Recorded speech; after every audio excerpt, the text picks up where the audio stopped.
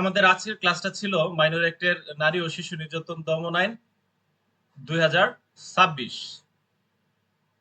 আপনারা জানেন এই আইনটা সর্বপ্রথম 2000 সালে আহ, প্রবর্তন হয়। পরবর্তীতে 2003 সালে সংশোধন হয়। আবার খুব সম্প্রতি 2025 সালে সংশোধনী অধ্যাদেশের মাধ্যমে এই আইনটাকে সংশোধন করা হয়। আর একেবারে লাস্ট যখন এই আইনটা সংসদে উত্থাপিত হয়, তখন এই আইনটা 2026 সালের নারী ও শিশু নির্যাতন দমন আইন হিসেবে অভিহিত হয়। এটা হচ্ছে এক ধারার আলোচনা। আমরা আজকে সর্বশক্তিমান পরম করুণাময় সৃষ্টিকর্তার অশেষ দয়ায় আমরা নারী ও শিশু নির্যাতন দমন আইনের 1 থেকে 12 ধারার যে বিষয়বস্তুগুলা পড়লাম, এই বিষয়বস্তুগুলো আমরা খুব সহজে একটু রিভিশন দিয়ে দিব। সবাই একটু মনোযোগী হবেন। আমরা 2 ধারায় পড়েছি। ক থেকে ঠেলাগাড়ির ঠ, কলার ক থেকে ঠেলাগাড়ির ঠ পর্যন্ত আমাদের এই আইনের যে সংজ্ঞাগুলা, এই সংজ্ঞাগুলা সম্পর্কে পড়ছি। আমরা 2 এর ক, খ, গ এই তিনটা একসাথে মনে রাখবো বলছিলাম। স্বরবর্ণ অ আর আ দিয়া, এখানে ক দিয়া শুরু হয়েছে, মানে ব্যঞ্জন বর্ণ দিয়ে শুরু হয়েছে। 2 এর ক, 2 এর খ, 2 এর গ। আর ওই দিক দিয়ে আমাদের স্বরবর্ণ দিয়া, অ দিয়া হচ্ছে অপরাধ, অ দিয়া অপহরণ, আ দিয়া আটক। এই অপরাধ আবার ফৌজদারি কার্যবিধির 4-1 মধ্যাহ্ন ধারায় আছে, পেনাল কোডের 40 ধারায় আছে। রেফারেন্স বলে দিচ্ছি। 2 এর খতে বলা হয়েছে অপহরণ, এটা আবার আমাদের পেনাল কোডের 362 ধারাতেও বলা আছে। 2 এর গতে হচ্ছে আটক, পেনাল কোডের 342 ধারায় কিন্তু আটক সম্পর্কে বলা আছে। এই তিনটা ধারা আমাদের ইম্পর্টেন্ট, খুবই ইম্পর্টেন্ট। আর 2 এর ঘোড়ার ঘ যেটা, এটা আমাদের দরকার নাই ভাই। এটা হচ্ছে ট্রাইব্যুনাল, ট্রাইব্যুনালের জায়গায় থাকে। 2 এর ঘতে ট্রাইব্যুনাল ট দিয়া, আর একবারের ঠেলাগাড়ির ঠ শেষে ওইখানে হচ্ছে হাইকোর্ট বিভাগ। এই দুইটা আমাদের আপাতত দরকার নেই, আমাদের প্রশ্ন আসার মতো কিছু নাই এই দুইটা থেকে। তাহলে আমরা 2 এর উতে হচ্ছে ধর্ষণ, অর্থাৎ যেই 5টা ক্ষেত্রে ধর্ষণ হয়, এটা পেনাল কোডের 375 ধারায় আছে। এটা আপনারা এই 5টা ক্ষেত্রটা আবার একটু দেখে নেবেন। আর ধর্ষণের ফলে কি নবজাতক, নবজাতক শিশু 40 দিনের কম বয়স্ক যে শিশু, তাকে নবজাতক শিশু বলে। এটা হচ্ছে 2 এর চ ধারা। আর স, ডাবল স, ট্রিপল স, সতে হচ্ছে ওই যে আমরা একটা সহজ একটা টেকনিক অ্যাপ্লাই করছিলাম যে আমাদের আঞ্চলিক ভাষায় নারীরে কম বয়স্ক যারা আছে একটু তাদেরকে মানে আদর করে বলে যায় এই সেরি, সেরি বলে। তাহলে সেরির সতে হচ্ছে নারী, নারী ও শিশু নির্যাতন দমন আইনের সেরির সতে হচ্ছে নারী। তাহলে নারী হচ্ছে স, ডাবল সতে হচ্ছে বলাৎকার। এটা যুক্ত হয়েছে সংশোধনী অধ্যাদেশ, নতুন মানে সংশোধনী যুক্ত হয়েছিল নতুন 2025-এ। এখন তো আমরা অধ্যাদেশ বলবো না, আইনি বলবো। 2 এর ডাবল স, 2 এর ট্রিপল সতে আমাদের না, ওইখানে হচ্ছে মারাত্মক জখম, গুরুতর জখম, এই বিষয়টা যুক্ত ছিল আবার পেনাল কোডের 320 ধারায় আছে এই মারাত্মক জখম সম্পর্কে। তারপরে 2 এর বর্গীয় জতে হচ্ছে মুক্তিপণ, 2 এর ঝতে ফৌজদারি কার্যবিধির দরকার নাই।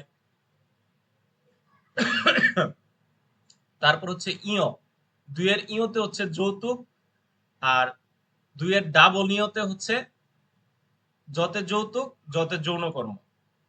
আর 2 এর ততে হচ্ছে শিশু।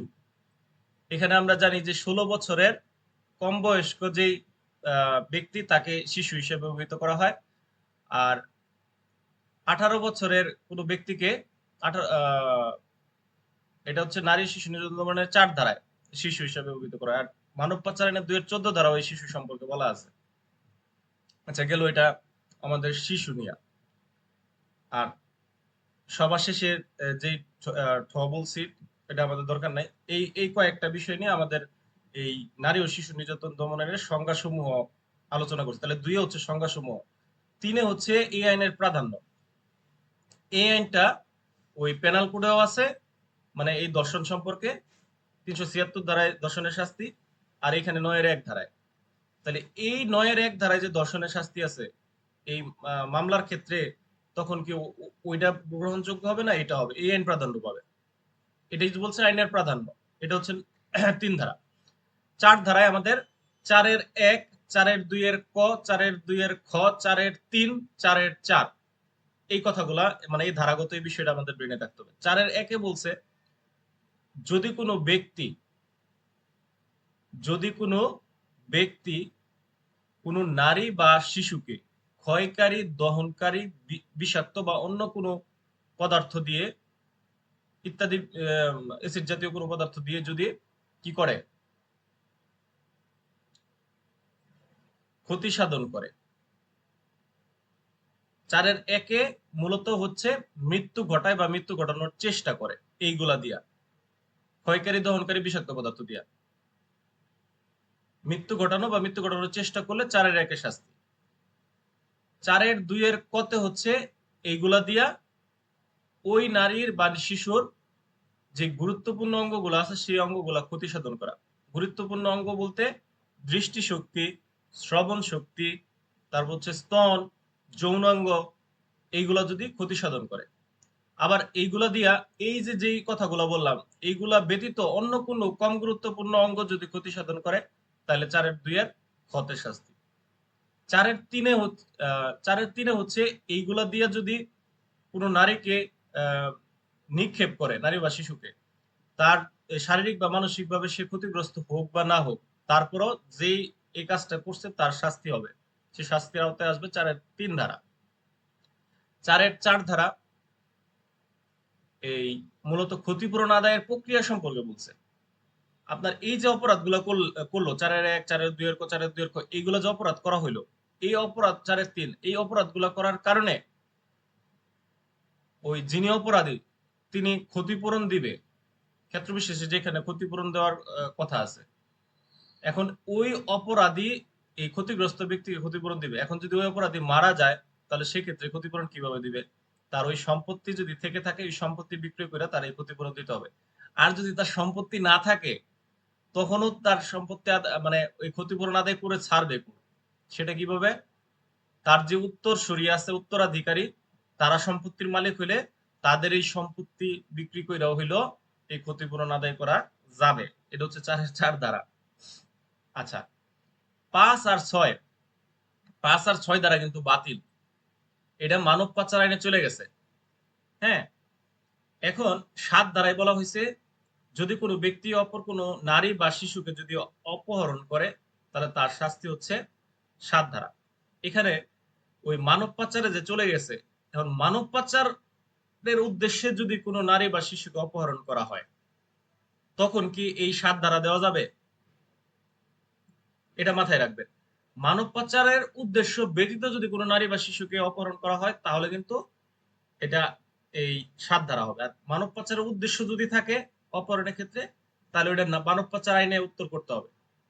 বুঝাইতে পারছি আমি? 7 ধারা।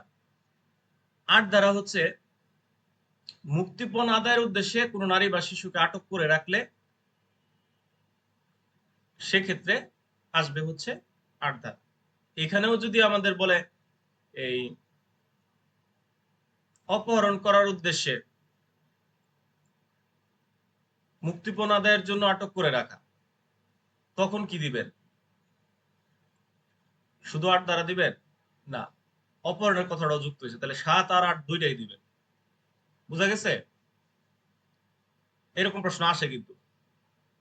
এটা একটু আবার রিপিট করি। অপহরণের উদ্দেশ্যে যদি কোনো নারী বা শিশুকে আটক করে রাখা হয় তাহলে 7 আর 8 উভয় দিবেন। কারণ অপহরণ করছে আবার মুক্তিপণের উদ্দেশ্যে আটক করে রাখছে, তাহলে 7 আর 8 উভয়ই আসবে।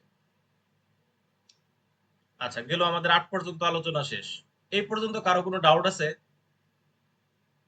আপনাদের বলে দিচ্ছি যে আপনারা এখানে এক্সট্রা কোনো প্যারা নেবেন না। ওই শাস্তির যে বিষয়টা, কত বছর শাস্তি, কত টাকা জরিমানা, এইগুলো নিয়ে কেউ প্যারা নেবেন না। আপনারা আর হচ্ছে ওই 2 যে ধারাগুলা আছে ওগুলার ক্ষেত্রে একটা ইনস্ট্রাকশন দিছিলাম, ওটাও একটু মাথায় রাখবেন। তারপরে এখন আসি আমরা 9-1। 9-1 হচ্ছে মূলত ধর্ষণ বা আমরা এই কি বলতে পারি এটা, বলাৎকার। ধর্ষণ বা বলাৎকার করার শাস্তি হচ্ছে 9-1। 9-1 দুইটা ব্যাখ্যা আছে। একটা ব্যাখ্যা হচ্ছে 16 বছরের কম বয়স্ক কোন শিশু, কম বয়স্ক কোন নারী, কম বয়স্ক না বেশি বয়স্ক, কম বয়স্ক, কম বয়স্ক শিশুর সম্মতিক্রমে যদি তার সাথে দৈহিক মেলামেশা করা হয় তাহলেও সেটা ধর্ষণ হিসেবেই গণ্য হবে, তার সম্মতি থাকলেও। 16 বছরের কম বয়স্ক। আর আরেকটা ব্যাখ্যা দেওয়া আছে দেখবেন 9-1, সেটা হচ্ছে ওই মানে বলাৎকার দর্শন হিসেবেই গণ্য হবে, দর্শন অর্থে ব্যবহৃত হবে। বলাৎকার জিনিসটা তো জানেন, কোন ছেলে শিশুর ওই পায়ুপথে বা মুখে যদি আপনার যৌন সঙ্গম করে থাকে কোনো ব্যক্তি, তাহলে সেটা বলাৎকার হিসেবে গণ্য হয়। আর এটা পেনাল কোডের 377 আপনারা রেফারেন্স দিতে পারবেন।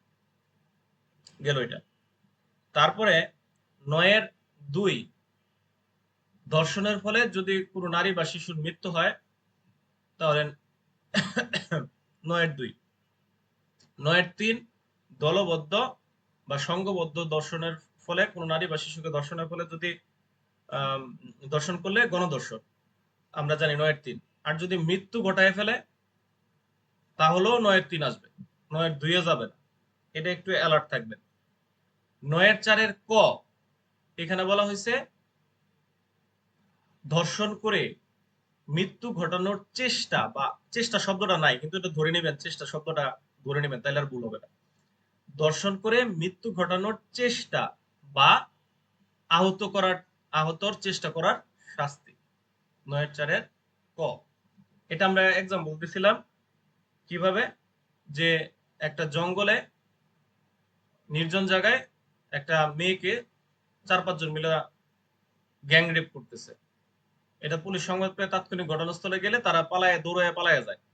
তাহলে তারা মৃত্যু ঘটানোর অবস্থায় ফেলে রেখা যায়, মুমূর্ষ অবস্থায়। এই জন্য এটা 9-4 ক। এখানে একাধিক ব্যক্তি জড়িত আছে। একাধিক ব্যক্তি জড়িত থাকলেও এই ক্ষেত্রে যেহেতু ফেলে রেখে চলে গেছে, মৃত্যু ঘটানোর সম্ভাবনা সৃষ্টি করে গেছে, এই জন্য 9-4 কই হবে, 9-3 হবে না। এই কথাটা ভালোভাবে বুঝে নিন। গ্যাংরেপ হইলেও এখানে 9-3 হবে না, কারণ মৃত্যু ঘটানোর চেষ্টাটাকেই ফোকাস করা হয়েছে, এই অর্থটা প্রকাশ পেয়েছে 9-4 পথে। সাথে যদি কেউ রেফারেন্স 9-3 টানতে পারবে, আপনাদের মনে হয় কি টানতে পারবে?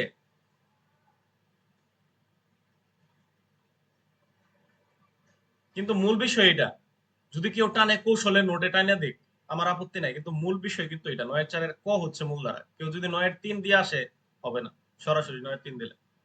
আচ্ছা, 9-4 খ হচ্ছে দর্শনের চেষ্টা করার শাস্তি। এখানে সংখ্যার বিষয়টা কিন্তু আপনাদের বুঝাইছি টেকনিক্যালি। আর কত বললাম? 9-3, 9-4 ক, 9-4 খ, 9-4 গ। 9-4 গতে বলা হয়েছে যদি কোনো ব্যক্তি তার অপকৃত চরিত্র কামলালসার করার জন্য, চরিতার্থ করার জন্য ওই,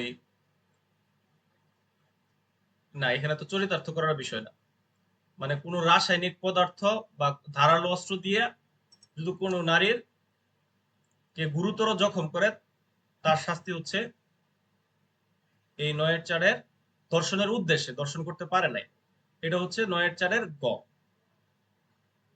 আচ্ছা, 9-4 গ গেল।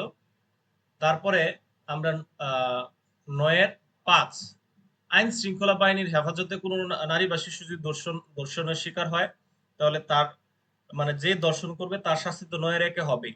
আর বাকি যারা সেন্ট্রি, ডিউটি অফিসার আর থানার ভারপ্রাপ্ত কর্মকর্তা, বাকি 3 জন প্রত্যেকেই এই 9-5 ধারার অধীন শাস্তি পাবে, তাদের হেফাজতে নিরাপত্তাহীনতার কারণে, অবহেলার কারণে, গাফিলতির কারণে। 9-5। 9-6 হচ্ছে এই যে অপরাধগুলো সংঘটিত হলো, এই অপরাধের ক্ষেত্রে ভিকটিম বা ক্ষতিগ্রস্ত ব্যক্তি যে ক্ষতিপূরণ পাবে, এই ক্ষতিপূরণটা কিভাবে পাবে, এই ক্ষতিপূরণ পাওয়ার বিধানটা ওই এই আইনের 15 ধারায় বলা হয়েছে যে সেই 15 ধারা মোতাবেক এই ক্ষতিপূরণ বা অর্থ অর্থদণ্ড যেটা করা হবে সেটা তারা পাবে সংশ্লিষ্ট কর্তৃপক্ষের মাধ্যমে। এটা হচ্ছে 9 এর 6। আর 10 হচ্ছে যৌন নিপীড়ন করার শাস্তি। কোনো নারী বা শিশুর যেই স্পর্শকাতর যে জায়গাগুলো আছে সেগুলোতে স্পর্শ করলে এটা যৌন নিপীড়ন হিসেবে গণ্য হয়। এই যৌন নিপীড়ন করার শাস্তি হচ্ছে 10 ধারা, আর পেনাল কোডের 509 ধারা করা দিতে পারে। 11 কতে হচ্ছে যৌতুকের জন্য একবারে মেরে ফেলার শাস্তি। আর 11 ডাবল কতে হচ্ছে যৌতুকের জন্য মানে মৃত্যু ঘটানোর চেষ্টা করার শাস্তি। ওই যে 9-4 কর মতো কিন্তু এই 11 ডাবল কটা হাইলাইট করবেন। মানে এরকম পরিস্থিতি সৃষ্টি বুঝাইলে 9-4 আর 11 ক আসবে, মৃত্যু ঘটানোর পরিস্থিতি সৃষ্টি হয়ে গেলে, চেষ্টার সৃষ্টি হয়ে গেলে 11 ডাবল ক। আর 11 খতে হচ্ছে গুরুতর জখম করার শাস্তি যৌতুকের জন্য। 11 গতে হচ্ছে যৌতুকের জন্য সাধারণ আঘাত করার শাস্তি। আর 11 12 ধারায় আমাদের কোনো নারী বা শিশুকে ভিক্ষাবৃত্তি বা বিক্রয়ের উদ্দেশ্যে যদি অঙ্গহানি করা হয় তাহলে 12 ধারায় শাস্তি। তো আমাদের আজকের ক্লাসের বিষয়বস্তু এই পর্যন্তই ছিল। আশা করি আপনারা প্রত্যেকেই এই ক্লাসের বিষয়বস্তু খুব সহজেই বোধগম্য হয়েছেন এবং পরবর্তী ক্লাসগুলোতে খুব মনোযোগ সহকারে আপনারা পার্টিসিপেট করবেন এই আশাবাদ ব্যক্ত করে আমাদের আজকের ক্লাস আমি এখানেই সমাপ্তি ঘোষণা করলাম। সবাই খুব বেশি ভালো থাকেন, সুস্থ থাকেন। আপনাদের সবাইকে অসংখ্য ধন্যবাদ।